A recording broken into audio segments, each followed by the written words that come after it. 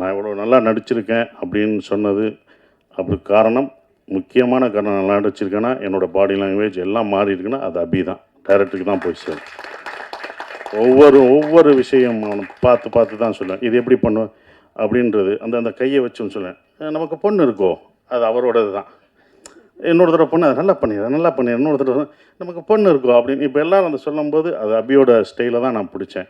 So அபி thank you, இப்படி ஒரு நல்ல படத்தை எனக்கு கொடுத்ததுக்கு நான் நன்றி சொல்லணும். நீங்கள் எனக்கு நன்றி சொல்லிட்டீங்க, நான் உனக்கு நன்றி சொல்லணும். ஏன்னா ஒரு ஸ்கிரிப்ட் எழுதுறதுக்கு வயசு முக்கியம் இல்லை, அதை நிரூபிச்சுட்ட. நீ எல்லாருக்கும் ஒரு ரோல் மாடலாக இருக்க.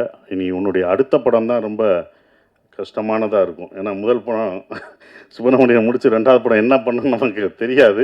அந்த அனுபவத்தை சொன்னேன் கேர்ஃபுல்லாக. அதையும் முதல் படமாக என்னென்ன முதல் படத்தில் என்ன எதிர்பார்த்தவங்களோ அதை கொடுத்துரு. நம்ம புதுசாக போகணும் அது பண்ண முடியாது.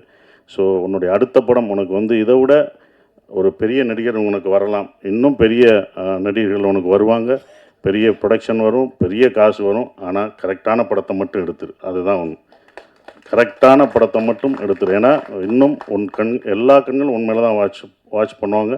அடுத்து உனக்கு ரொம்ப இதுக்கு பொறுமையாக நல்ல ஸ்கிரிப்ட் பண்ணி ஜெயிச்சிரு. உன் அடுத்த வெற்றிக்காக நாங்கள் இன்னும் மாவலோடு காத்துக்கிட்டு இருக்கோம். அது நீ ஜெயிக்கணும் அப்படின்ற ஒரு விஷயம்.